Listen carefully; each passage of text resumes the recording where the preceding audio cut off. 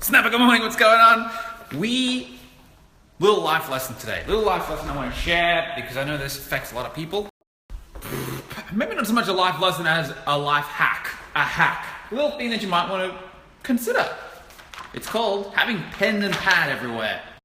Allow me to demonstrate where my pens and pads are. This is our kitchen. Turn around. This is our kitchen.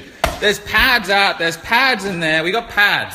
This is my bedside table. We got pads. We got pens. This is my walk-in wardrobe. This is where we get dressed of a morning. We got pads. This is my bathroom. We got pads. This is my office. We have pads out. We have pads in the thing. I got a folder of pads. We got all these pads. We got pads in every single room. There is no time and place where I can be in my house, and if I have a thought, there's a pad there to get the thought out of my head and onto a pad. You got to get the thoughts out of your head onto the pad. A lot of people are very, very cloudy. A lot of inner turmoil. Thoughts are going crazy. And that's a direct function of not having pads. You need to have pads. What you do when you get a thought that's either inspiring or emotionally charged is that you go to the nearest pad and you get the nearest pen and you get it out of your head onto the pad. And you write down exactly what happened or exactly what didn't happen and the feeling that you're feeling. And you break it down on pen and paper. It's very hard. When you're emotionally charged, by the way, it's very hard to go and dig deep. Unless you're really balanced and poised and centered, it's hard to dig deep. Okay, so let's just say someone says something that really charges you, that upsets you, that makes you pissed off or something. What happened? John Smith said XYZ about me. Cool. That was a thought in your head. Now it's words on a paper. Then you might want to write down your emotional response. Your emotional response is anger, frustration. What else could you feel about that? Rage, want to punch him in the throat. Write down everything that you feel, everything that you want to do. Get it all out of your head onto the paper. Then you want to ask yourself some wise questions. Why do I feel this way? Is it possible that someone could say XYZ and not feel this? Of course it is. So why is it affecting you? How can someone's voice, which is vibrations going through the air, get into your ears and into your body and make you feel emotional? It's kind of crazy. Is it true? This? Usually, if it affects you, there's an element of truth to it. You want to ask yourself, where have I said something like that, XYZ or similar, to someone else in the past? Where have I said that to someone else? You want to ask yourself, what are the benefits of John Smith saying XYZ about me? Does it make me think? Does it make me do this? Does it make me sharper, smarter, stronger, more resilient? Sometimes in life, the hardest things to hear are exactly the things that you need to hear to get the change. The things that you don't want to hear, the things that piss you off, once you actually digest them, can lead to amazing transformation and change. But if you're weak and disempowered and you're cloudy and you can't get your shit together, you won't do this and you won't get the change, you won't get the lesson.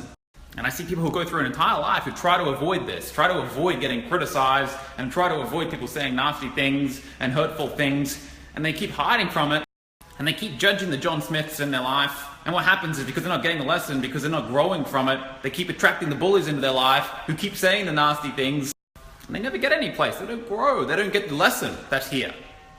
In every emotional charge that you ever feel, highs and lows, there's a lesson there. If you get it, and when you act on it, you transcend the judgment of that. Next time when a John Smith says XYZ, it's like water off a duck's back. You go to the next challenge. And when you tackle that challenge, you go to the next one, and the next one, and the next one. This is how you keep growing through life. You keep growing through the challenges, the pains, the hurts, the haters. You keep growing through them, and you become a leader. But when you keep hiding from them, and not processing them, and not learning from them, and growing through the challenges, you do the same thing over and over and over. You talk to someone 20 years down the track, and you ask them, what are your challenges at the moment? What are you dealing with? What are you working through at the moment? What are you working on?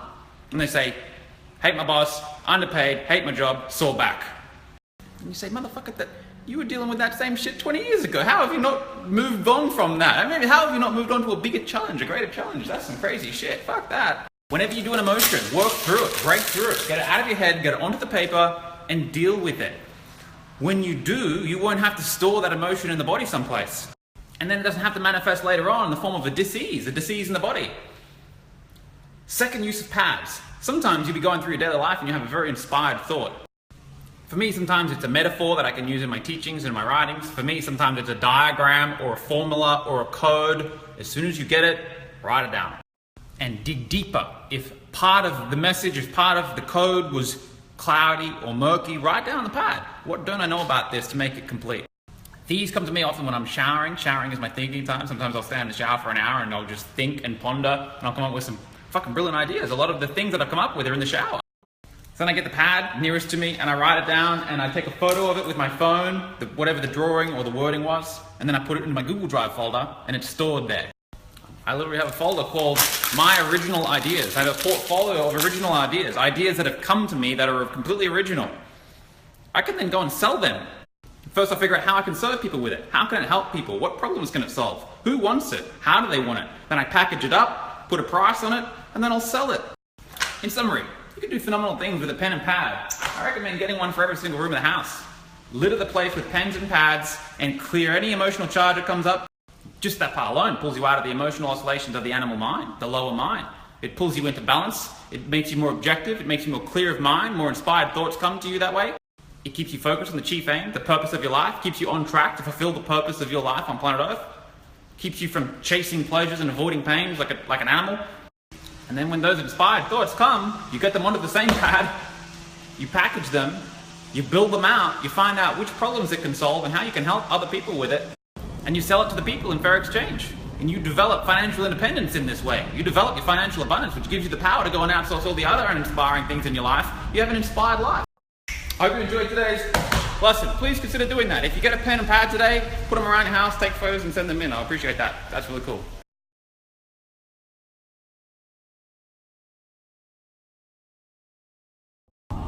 My lady Robin went to her parents tonight, so I have no fucking food in the house. I'm doing a cheeky Nando's.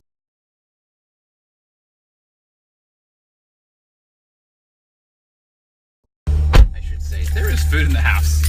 Who could be fucking making their own food? Who couldn't be bothered doing that shit?